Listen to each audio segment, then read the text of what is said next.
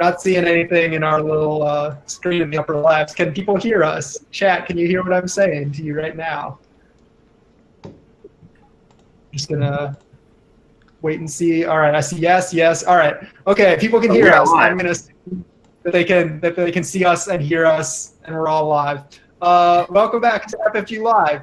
So this is our KeyForge Ask Me Anything. Apologies if you came here looking for Marvel Champions. There was a bit of an error with the title that got switched at the last minute. So apologies to you guys for that. But if you're here for KeyForge, you're in luck because that's what we're here to talk about today. So my name is Evan Johnson, and I'm joined here today by the three KeyForge developers. Would you guys care to go around and introduce yourselves real quick here? Hi guys, I'm Danny Schaefer. I'm a lead developer on KeyForge. I'm Erin Halton. I'm developer number 2. Speak up, Erin. I'm Tyler. I am the lead developer of Legend of the Five Rings, but I also develop KeyForge, so that's why I'm here today. All right. So hopefully you guys could hear all of that okay, even though Erin sounded like he was underwater. So we're doing AMA and Ask Me Anything. So we've got a bunch of questions that you guys put in ahead of time in a forum thread, but we're not limited to those. So if you guys have more questions, if you have them ready, or if they pop up as we're going along, feel free and throw them in the Twitch stream chat. I'm watching that, and we'll shout out questions from that as we go along. We also have some Mass Mutation spoilers to share with you guys. So let's get started with Cronus as our first spoiler card. Tyler, do you want to read off Cronus? I sure do. Cronus is a 3-power Logos creature. It's a mutant. That's important for later. It has the enhanced keyword and 2 card draw icons, which means that 2 card draw bonus icons have been added to other cards in the deck. And that's important because after you resolve a card draw bonus icon, you get to archive a card. Awesome. So these 2 types of bonus icons are a big part of the Mass Mutation set and part of what sets these Archon decks apart from what's come before. As we go into future sets, do you anticipate these bonus icons will continue to appear, or is this like more limited to the Mass Mutation set? So I'd personally, I think these bonus icons are one of the coolest parts of Mass Mutation. Just the idea that now not only is your deck unique, but potentially every single card in your deck or any particular card in your deck could also be unique because of these bonus icons is super cool. So I would say, yeah, it's something we want to keep doing in the future. Again, it's a major theme in Mass Mutation. I imagine down the road, we won't see it at quite the same level. We probably won't have the 20 bonus icon deck in future sets necessarily, but it is something that we're definitely interested in continuing to do. And even if it's not always the... Well, let's get into some of the... sorry, were you saying something, Erin? I was just adding that even if it's not always the enhanced keyword, we'll continue to keep looking for ways to make more variation in cards like that. That's what's great about it. All right. So let's get into the Ask Me Anything. So the first question here that we've got from Janin Blood. So this is a question that I've actually seen from a ton of different people. He says, hello, as a fan of KeyForge in these isolated times, I'm asking a question that many of us are asking. Will there be an official digital KeyForge implementation, an app online version or something? Can you even comment that you don't have plans for that, et cetera? You must have thought of the digital implementation, right? Yeah, so obviously a digital version of KeyForge is something that's extremely interesting to all of us, something that we've thought about it a lot. We don't have anything to announce at this point as part of this live stream, but we do want you guys to know that's something that's very close to top of mind for all of us as we look forward. So it's in our minds. We're thinking about it. We don't have anything to announce at this point. So the next question I have here from Blinking Line is, can you go into your playtesting process for KeyForge?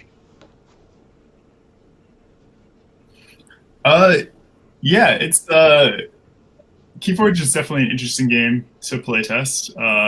Prior to this, I worked only on LCGs, and KeyForge is a totally different beast. Again, because of just the unique deck situation.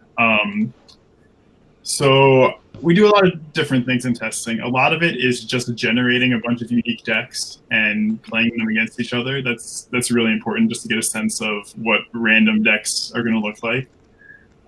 Then we also do a lot of testing for specific cards. Just say, we're going to look at this card, we're going to make a deck that has this card in it, or that has this interaction in it that we're worried about, and playtest that a bunch, see how that works. It's also a playtesting process that's probably more like data-driven and statistics-driven than any other process I've been a part of, because so much of it is just like, we'll play some games and be like, oh, it feels like the board states are getting really big and out of control in these games, and we'll go back into the set and be like, oh, the average creature count is a little high, the average number of board wipes is a little low. We have to, balance it out across the different rarities to actually figure out what's going on. So, yeah, it's a really fun game to play test, but also like a really interesting challenge.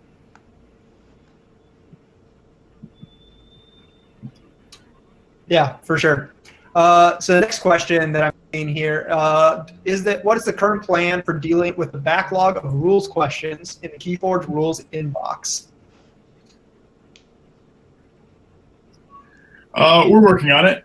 We know that our responses have been very slow recently. There's been a lot going on the KeyForge team, and some of that has fallen by the wayside. But it is definitely a priority to work through that backlog and keep answering the questions that are coming into that email for sure. So keep sending them.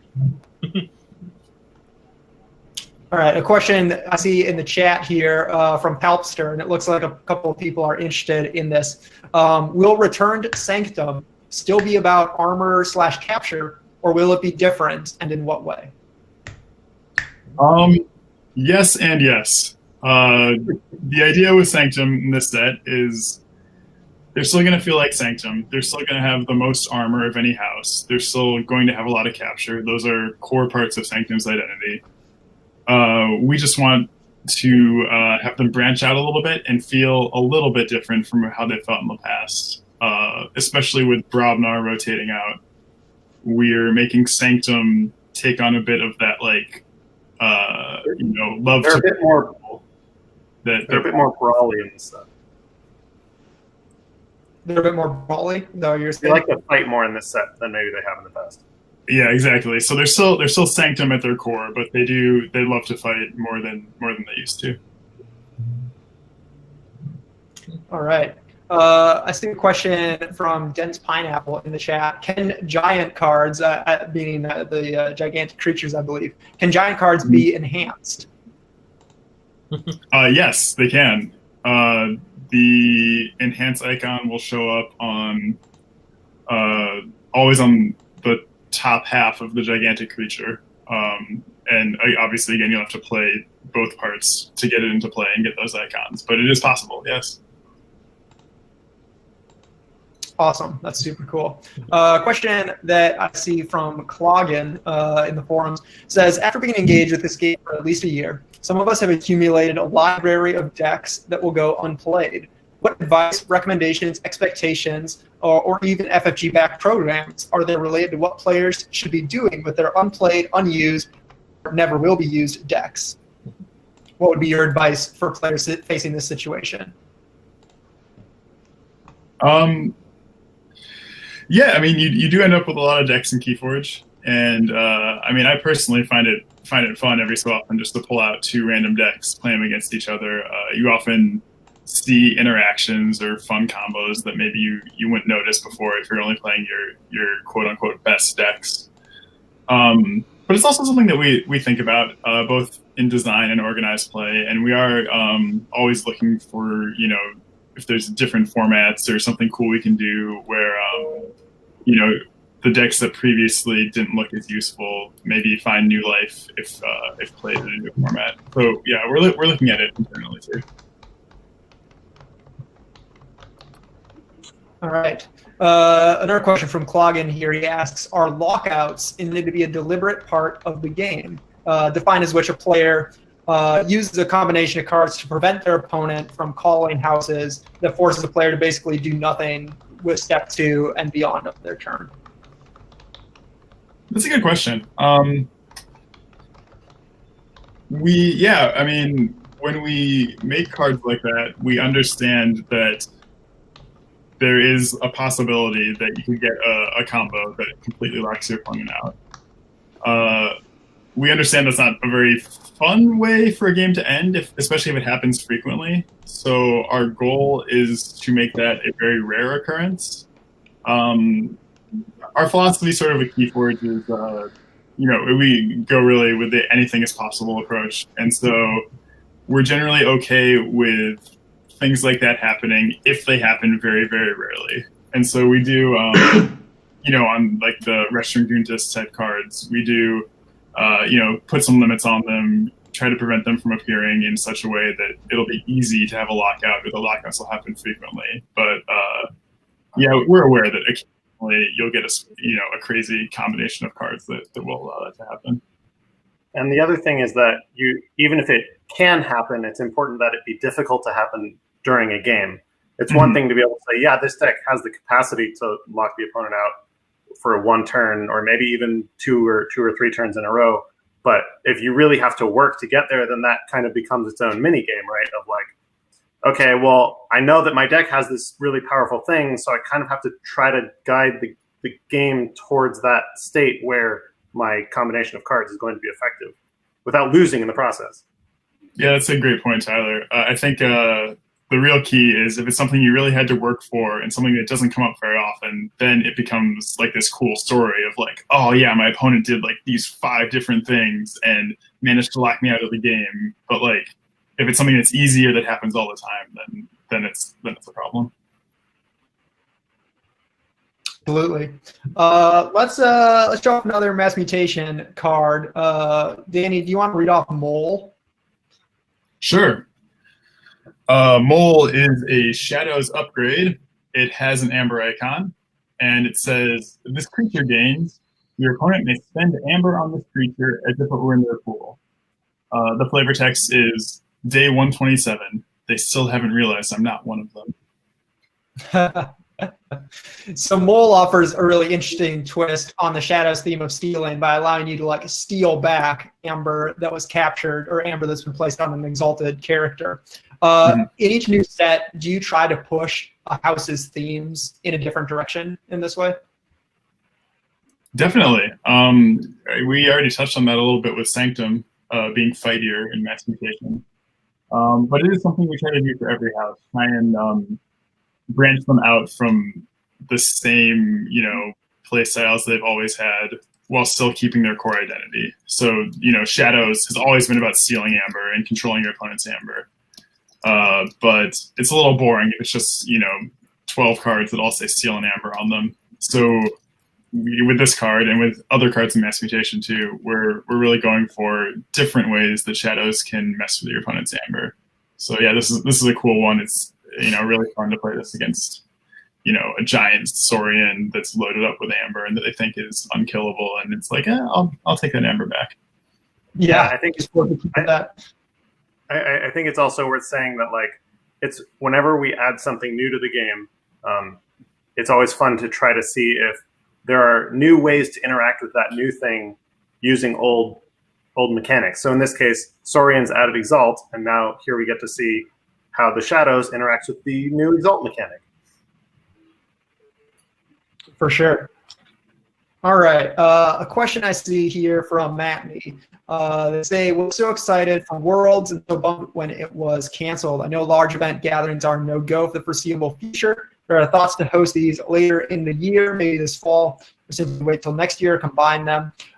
So being that we don't have someone from the organized play team on right now, and we also don't have specifics really to share at this point, but rest assured that the KeyForge World will happen. It will be back along with large event gatherings, Vault Tour, Vault Warrior, all of that stuff for KeyForge is still going to happen. It's been postponed, obviously, as everything has been by the pandemic. but the organized play team should be sharing a lot more information about what you guys can expect for KeyForge Worlds and other events in coming weeks and months here. So you guys should all look forward to that. A question I see in the chat from Donks Mostel asks, are you going to change Saurians in any specific way in Mass Mutation, I believe?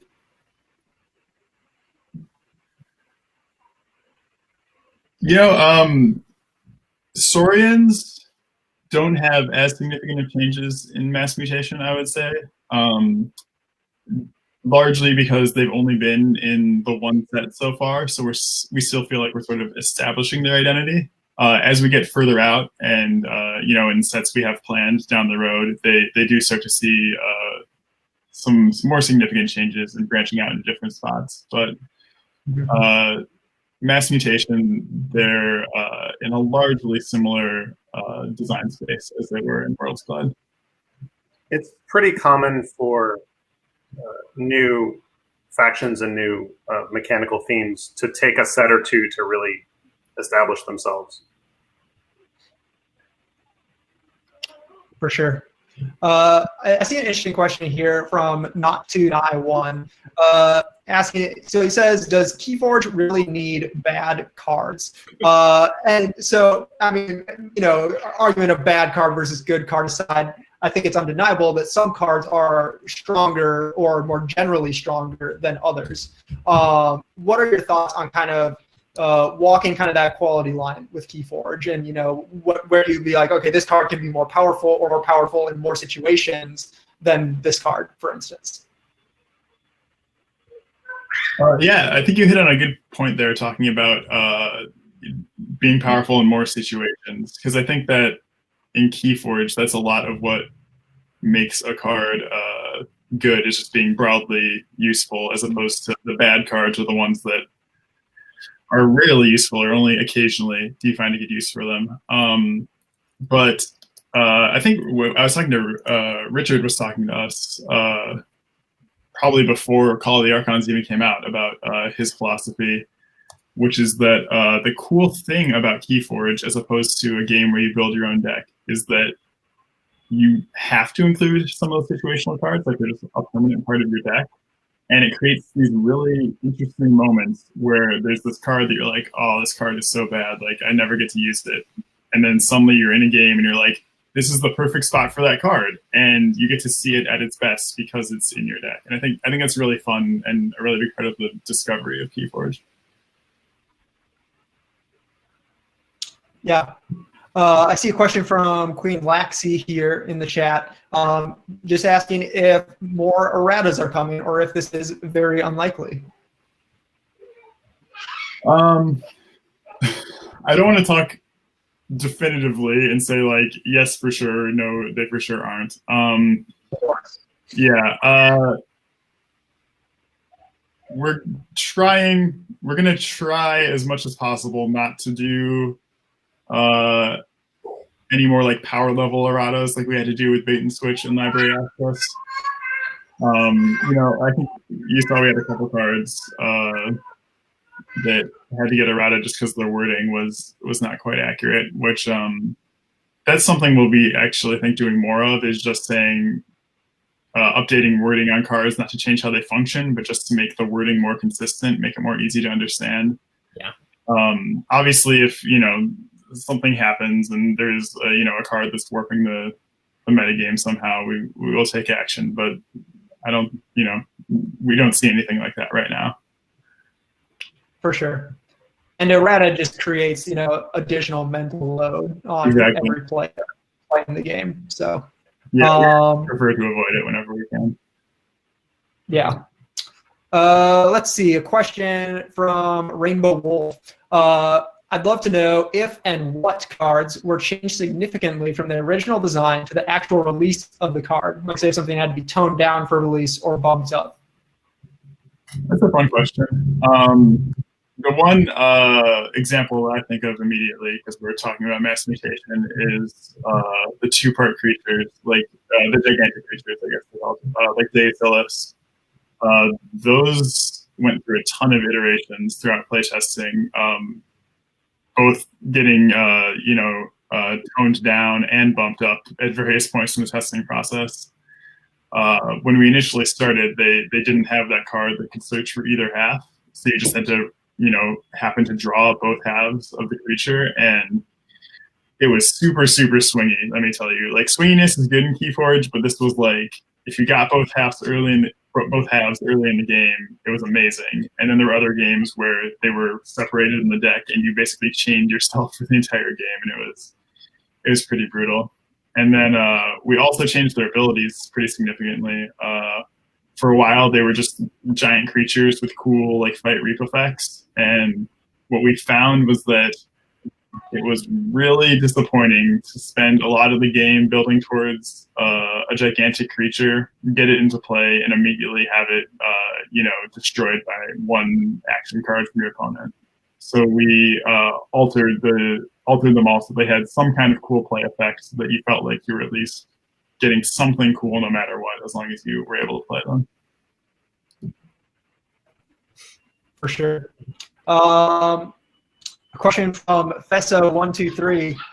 How many decks is too many decks? There's never too many decks. There is no such thing as too many decks. That depends on at what point you have found the right deck. I would say if you are no longer enjoying the process of buying new decks, then it might be too many decks. That's fair. You can build a 3-bedroom igloo out of it. A question specifically for Tyler from Peltzer. How difficult is it to switch between developing KeyForge and L5R? Wow, it is such a giant difference between the two games. The difference between working on a game that has deck building and one that doesn't is the most obvious difference, but actually a more significant difference is that KeyForge doesn't have costs associated to its cards. So it's much more important in KeyForge to really focus on what's the effect of the card and how does it fall in line with all of the other cards that we've made and the other cards within its house. You can do things like make a similar effect in one house slightly better because it's that house's theme, and then make a slightly worse version in another house. But unlike in Legend of the Five Rings, where like I can just make a powerful effect, and if it's based on how powerful it is, apply a resource cost to it. And since there's no resources in KeyForge that you spend to play your cards, it's more of an art in KeyForge to design cards to a certain power level. Yeah, certainly. A question from Erin are highly specific cards being removed, such as Thieves' Bane is the example that they throw out? We still do some of that. Yeah, we'll keep doing those. Generally, our rule of thumb, and something that we've actually, I think, gotten better at as we've designed more sets of KeyForge, is just making sure that the more situational cards are not showing up at like common. You're not going to have a bunch of them in your deck. It's something that actually we worked a lot in Mass Mutation to make sure that all of the common cards were at least somewhat generally useful. Like we try to avoid having commons that are super situational like that. If it's a rare, sure. Like we'll keep making rares that are weirdly wacky and bizarre. Yeah, Martianologists, things like that. But we are trying to make sure that your common cards are generally useful, because I think that reduces the number of just of weak decks. Really, like your deck is always going to at least do something pretty good, unless you get super unlucky. Mm-hmm. Mm-hmm. Question from Lord Farquaad 2205. Any plans to send out Mass Mutation spoilers or decks to KeyForge content creators? Absolutely. Certainly in terms of spoilers. Decks, a little bit more tricky in terms of the current situation with production and everyone working out of the office and our house is being shut down and all of this kind of stuff that's going on. Deck's more tricky. Not going to promise anything on that front. Spoilers, absolutely. We're planning to send out a couple of those towards the end of this month, so late April, early May. There should be some of that going on. A question for you guys: in Mass Mutation, will bonus icons be added onto the deck list or Master Vault? The list of it, basically. So Danny can correct me if I'm wrong, but the deck lists all indicate that a card has mutated, but not, or been enhanced, but not the specific enhancements that that card has. Right. Yeah. Yeah. I know actually from talking with the OP team regarding Master Vault and whatnot, that's something that they are working on with the third-party development team that designs for the Master Vault to implement into that. It's not something that's currently supported, obviously, but they're planning that, or they're hoping that this should be implemented by the release of Mass Mutation. So stay tuned, but should be possible. A question from Hiram Graph here. Are there going to be more new houses released in future sets? Yes, there are. Obviously, no new houses in Mass Mutation, just houses we have all seen before in previous sets.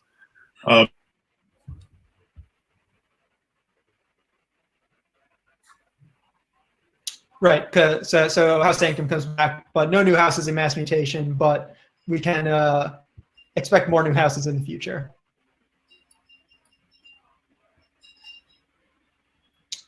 Question from Wiz Canmai here, asking, House Mars will come back someday, right? Oh no. Did we lose Danny? I think we've lost Danny. You feel comfortable filling that, Tyler? I can at least say that whenever we take a house out of a set, or rather, every time we start a new set, we do look back at all of the houses that have been removed from previous sets and ask ourselves the question: is this a good home for this house? So any house theoretically could leave or come back at any set. Mm-hmm. Yeah. We love the houses like House Mars, like House Brobnar. The Mars will certainly be back at some point. So well, and it's also worth noting that like if we don't see a house for a while, then when they come back, it's new to a lot of people, because if someone started playing during Mass Mutation and then they get to see House Mars in a future set, House Mars is a new house. And there's a lot of value to that. Right. All right. Well, hopefully we'll be able to get Danny back in here shortly. Let's see here. Here's an interesting question from Bill I Am. He says, have you ever considered legacy houses being added into decks to add more variety for a house that may be out of rotation? Meaning a deck that has a house that's not in the set? Yeah, really? I think perhaps meaning, not like a like a legacy card pulled from a previous pool. So maybe it's like the full 12 cards of a house is the legacy house. I mean, it's a cool idea. Nothing is off the table, especially although some things might take longer to implement than others. Right. I don't think because of how much back end work that might require. But yeah, it's definitely a cool idea. Awesome. Let's see, a question from Gorebelly. He says, for me, cards that allow a ton of card draw, like library access or Martian generosity, are the most imbalanced cards in the game.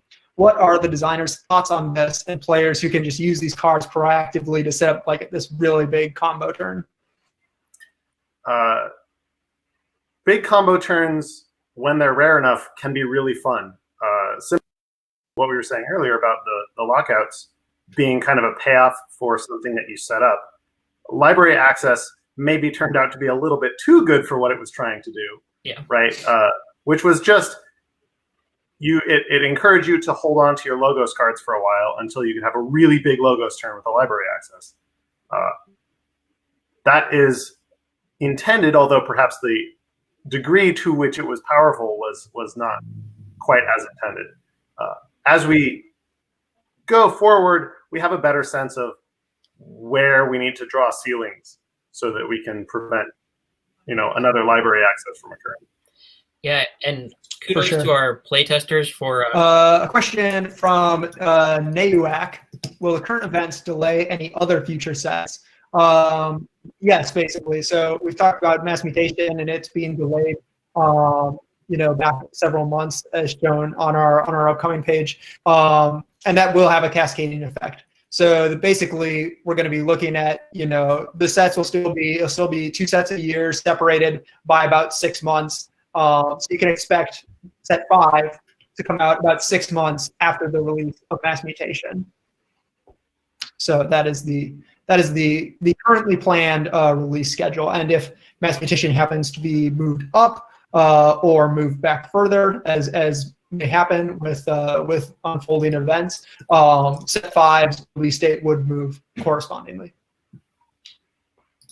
Let's see, another question from Gorebelly. Asking, he says, in my opinion, Brobnar and Mars have been some of the worst houses of KeyForge since Call of the Archons. Do FFG have plans to change the houses in the future? We always hope to get each set to have all of its factions equivalent with one another. It turned out that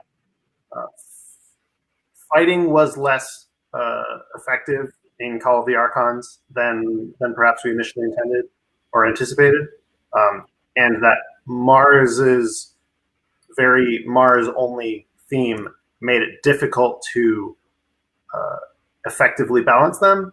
But as is pretty common in expandable games like this, each future set we learn from the previous sets. So the next time you see Brobnar, maybe they're going to be a little bit more effective in the way that people do play the game, without sacrificing the thing that makes them Brobnar, right? They're still going to fight. It's just maybe they're going to do things while they fight, or they're going to fight in a new way, or they'll still be about fighting, but they'll be more generally effective than maybe they've been in the past. Absolutely. Let's see here. Is Danny returned? I'm back. Danny's back. Woo! You did it. Mutated Danny. Oh no. Danny, what is your mutation that you have come back with? Oh wow. I don't know. The ability to see and hear you, I guess. All right. Let's see. Is Erin in the house? Is he on the stream? Can you hear me? Do I exist? Okay, not hearing anything from Erin. Tyler, do you want to go ahead and read off Pride as our next Mass Mutation spoiler card? Pride? Is there a reason that you picked me for this? Jeez. Pride is a Deist creature. It has 4 power and the Demon and Sin traits, which means this is one of our 7 deadly sins. It also has a Reap effect. Ward each friendly sin creature to maybe encourage you to play them together. And the flavor text, of all Lord Invidious's demonic court, none stand higher than Pride. Awesome. And it looks like they can hear Erin at home. So, great. This will be an interesting problem for trying to sort out Hello, chat. and answer the question, but hopefully we can make it work at some point. We'll talk to you secretly, chat. Okay, so Pride. So this is, of course, one of the 7 sins that we teased with the announcement of this set. What kind of design principles and thought goes into creating a set of cards like this or like the 4 Horsemen that are more explicitly algorithmically time factors that need to be considered with that don't crop up with regular cards?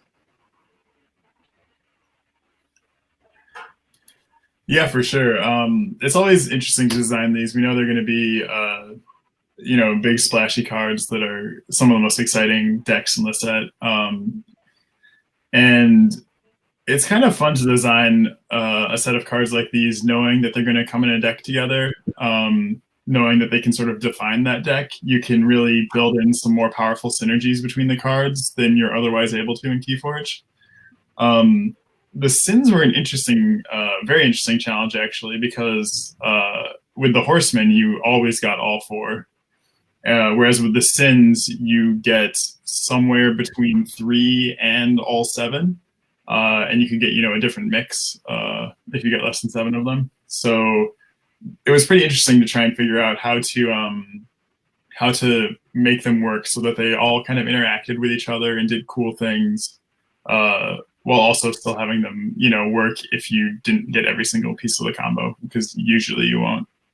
So like Pride is a good example. He just has a nice effect. It works if you have a couple Sins out on the board, but you don't need, all the Sins to make them work or anything. Mm-hmm. Most of them get better the more there are. So if you have all 7, absolutely. It's amazing. All right. A question I see from Todzilla26. What are some favorite gameplay designs that got cut?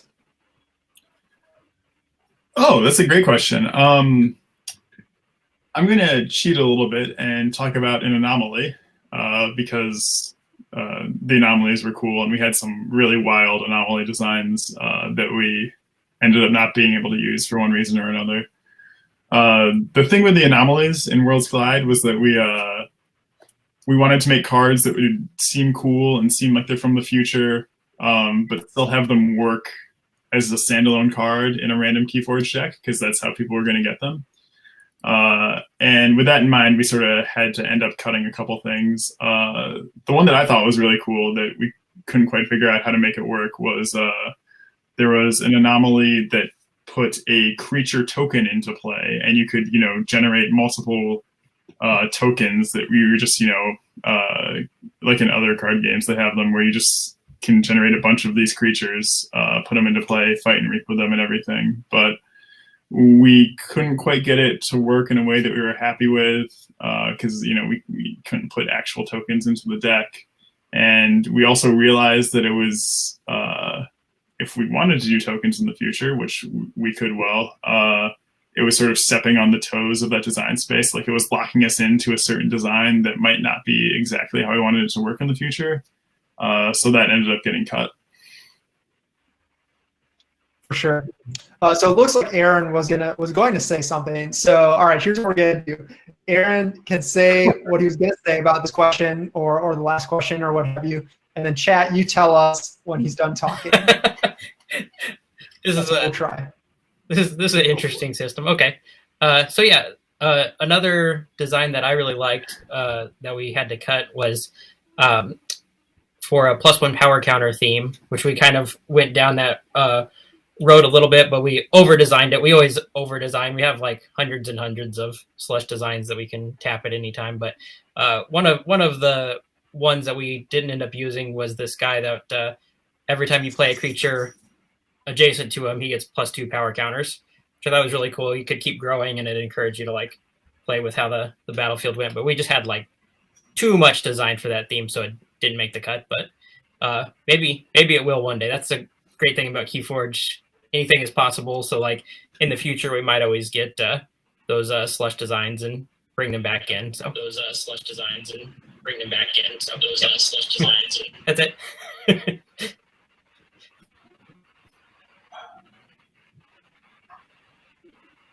All right, he's done. It worked. Man, that was like a trust fall. Just like sitting here in silence, just like trusting what is talking. And oh man, Erin's got okay. it. Yeah, Erin's got this. All right. Question from Phil Bob 9632. Relatively easy to teach KeyForge to new people, and I appreciate that. However, with every new token added to the game, it gets more difficult for new people. Are there any plans to add more in the future? That's a great question, and it's something we think about a lot. So there are plans to keep adding more new tokens, new mechanics, new cool things to KeyForge. We don't ever want to just stop adding new stuff, of course. But as we add more stuff, we're starting to think more and more about also taking out some older mechanics. so that anytime you get a new deck, there's still only a small subset of mechanics that you actually need to learn. So that's something you'll see more and more as we get farther into the future with KeyForge. Some sets will have, this set has some new tokens like Enrage and Ward where in Worlds Collide, but maybe we don't have Stun or something. Things like that. We'll rotate mechanics in and out so that any given KeyForge set only has a limited level of complexity to keep it easy to learn, easy to approach. Awesome. A question I see from Dark Flop. How's the future of the game looking so far? Obviously, current events have put a massive dent in OP with logical consequences of sales. So you can only hope that things will pick up once again once we can resume for regular events. But how are numbers prior to that? How do you measure the success of the game? Get the resources you need to support its development and growth. So I can definitely speak to that. That KeyForge is one of our biggest selling games. It is by far one of FFG's top selling games. We look obviously at the revenue, of course, but also at like the distribution. How many countries are picking it up? What is like the organized play looking like? And what are our numbers there? And what are the communities that are being built? All of these are aspects of considering the success of the game.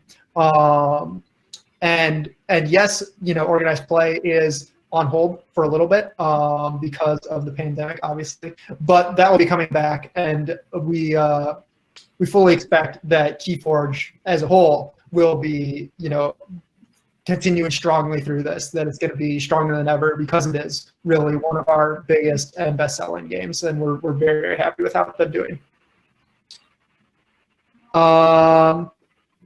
A question from Capelcane. What is the plan for house distribution in upcoming sets? Or more broadly, maybe talking about your philosophy for distributing houses when one rotates in and another rotates out, and so on. Sure. Yeah, we can talk about that broadly. Obviously, not going to talk about exactly what houses are in future sets, but our general plan is to keep mixing it up. We want to obviously add new houses, as I was saying, or maybe you didn't hear that, maybe I cut out, but we're adding new houses. So switching out which houses are in the game in any given set.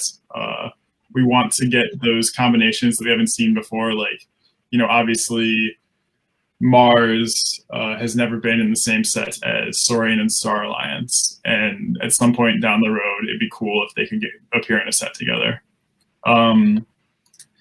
But yeah, there's a lot of different factors that go into deciding exactly what houses are in a set. We want to make sure there's a balance of different strategies in the game.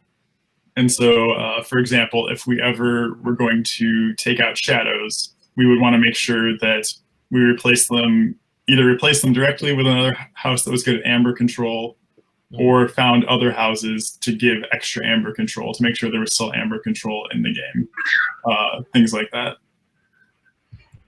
And I remember when Mass Mutation was being worked on, there was a lot of discussion about the role of House Sanctum in the set. We talked about it a little bit earlier with them replacing Brobnar, or at least filling the slot that was that Brobnar used to take up, in the idea of like, okay, so we're not going to have a house dedicated to fighting in the same way that Brobnar is, but how can we reinterpret some of the houses that are in the set to fill that niche? And that can actually sometimes be a really powerful creative tool to evolve the houses in addition to bringing in new stuff or taking away things that you've seen, so they can have a break and let the new house shine. Absolutely. A question from Lord Farquaad 2205. What are the designer's favorite cards and or houses? So first, we're going to have Erin answer this, and Chad is going to tell us when he's done. So I love Saurians because I'm a big dinosaur geek, since I was a kid. And I actually made like a indie game that was all about dinosaurs. So I always have loved Saurians and the whole Roman Greek, aesthetic to them is amazing. So mostly from a thematic perspective, I love them, but also mechanically, the risk reward thing of Exalt is awesome. It makes them very strategic, and I kind of sometimes miss that KeyForge doesn't really have cost the way that other games have cost. So I like that Exalt is kind of a cost. It makes you think twice about what you're doing, and plan things out a little more that way. And so as far as my favorite card, probably Pterodactyl.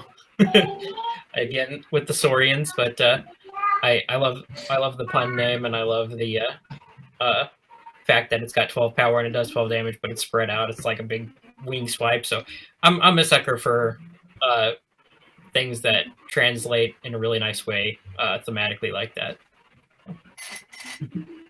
That's it.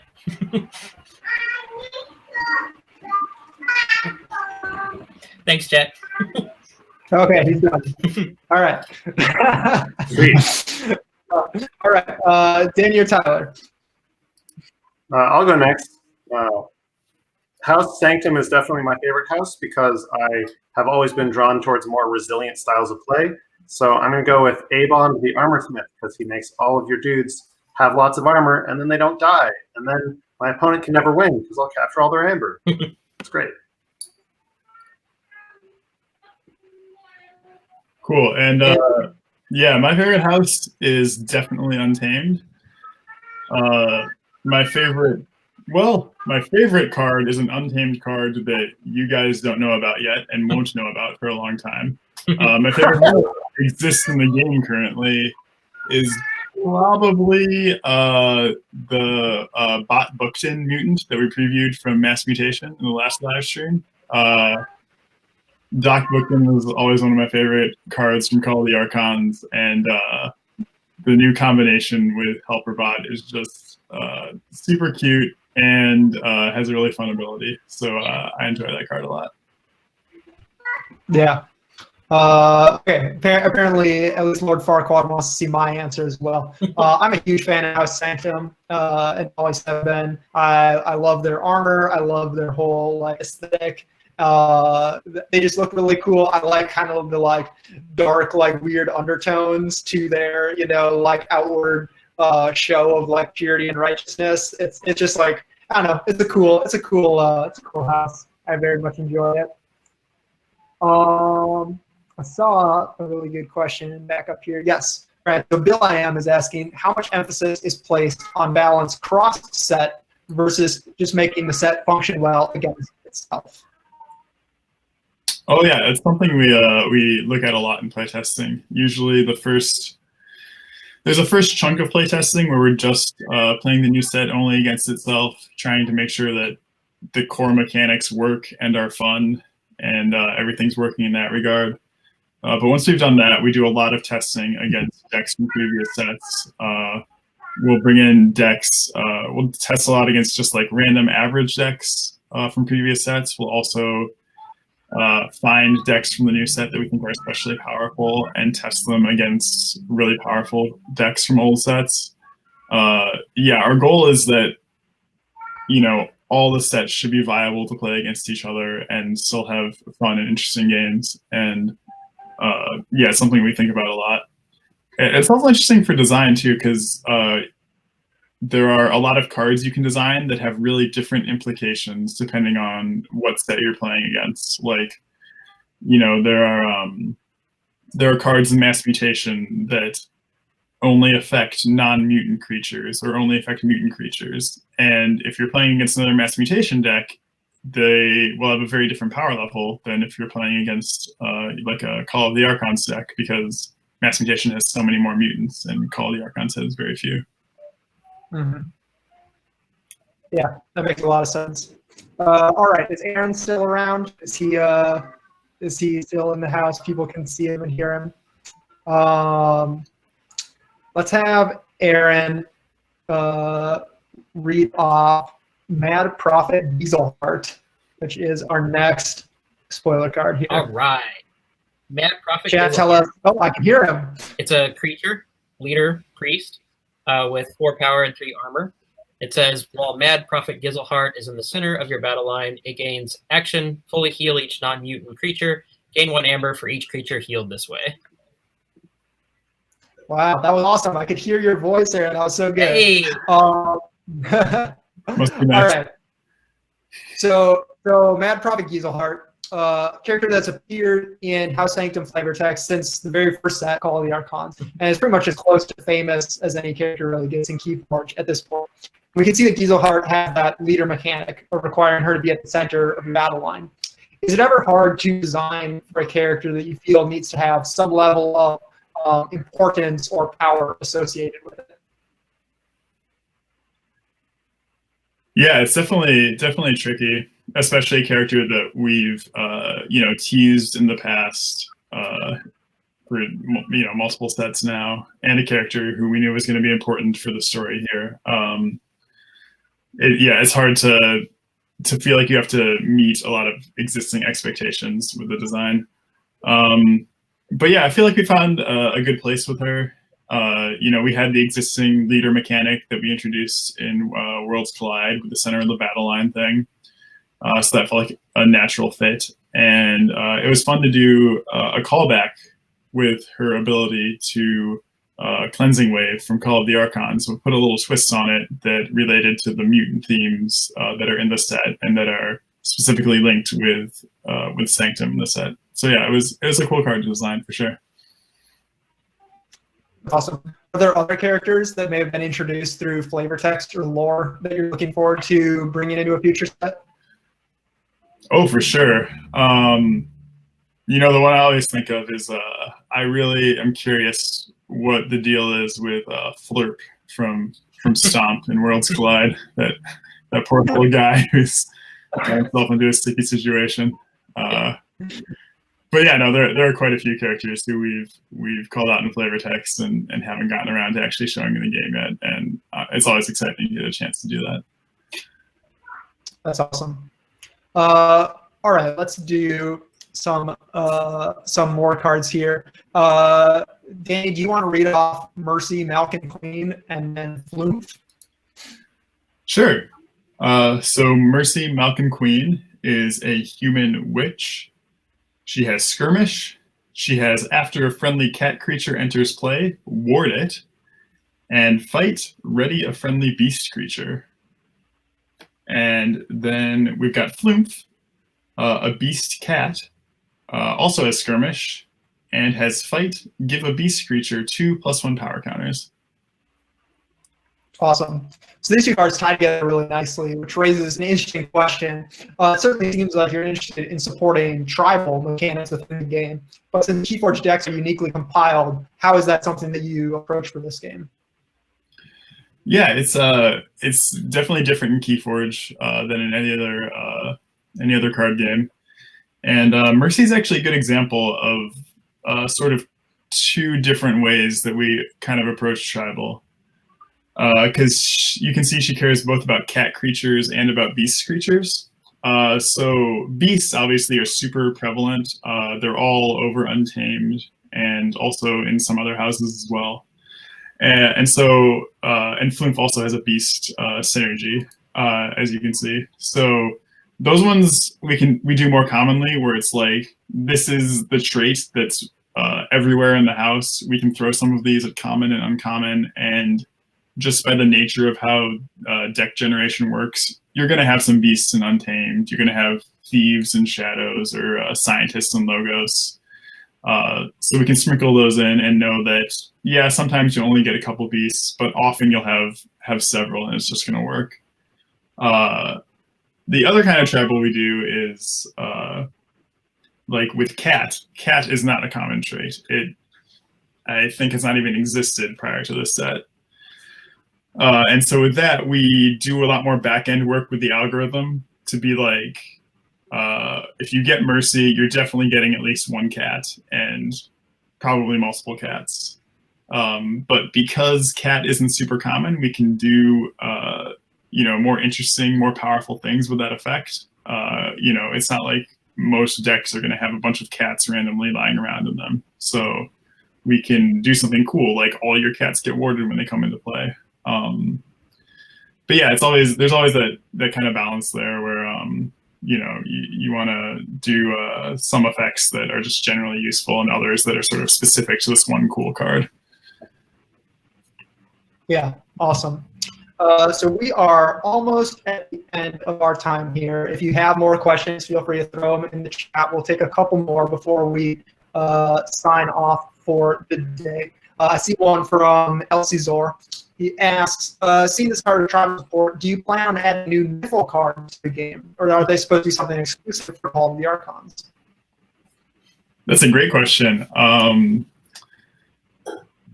I would just say keep your eyes peeled. There is more Niffle stuff coming for sure. It's not just a Call of the Archon sling. It's something we want to come back to. Awesome. Let's see. I saw a couple people asking about this. Basically, like the number of gigantic creatures, or confirming like which houses get a gigantic creature in Mass Mutation. Is there any information you guys want to share on that?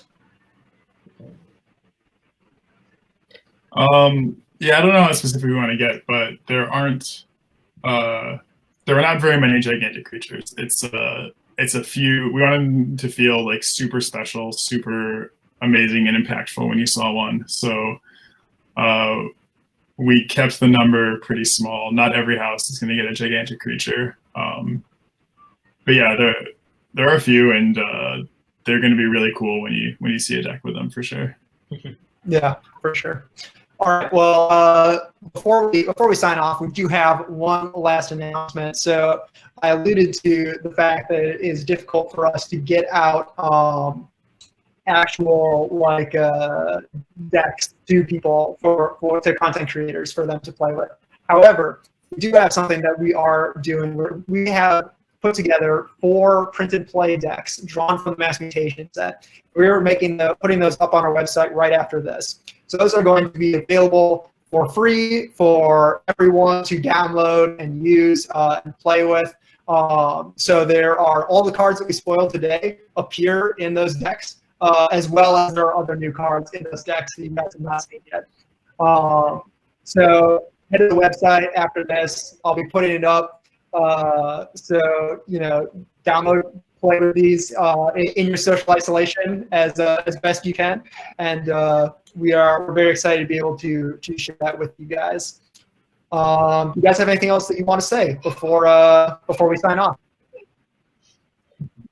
Big thank you to all the fans. No, nothing extra for me. I just want to thank everyone for coming out, watching us today, bearing with us through our technical difficulties. This is obviously a new way to do these live streams, but we're really excited about being able to keep engaging with you guys, and we're so excited about Mass Mutation, and it was so fun to talk about it. So thanks. Yeah, we absolutely could not have done this without you guys in the chat, especially with our technical difficulties with Hugh and Erin and people dropping in and out. So thank you, all of you, so much for watching. Yeah, so check out the website after this for the KeyForge print play decks. They're going up right after we close off the stream this afternoon. That's on our website. Join us back in about 2 weeks for our next live stream. If you play Arkham Horror, the card game, we're going to be going into the Innsmouth expansion, so the next deluxe expansion for this game. We've teased it. We've showed the card. We're going to be getting a lot more into it, showing off cards and stuff. So if you like Arkham Horror, the card game, or if you're interested, it's a great game you can play solo. Come back for that in about 2 weeks. And we will see you all next time. Thank you so much for watching.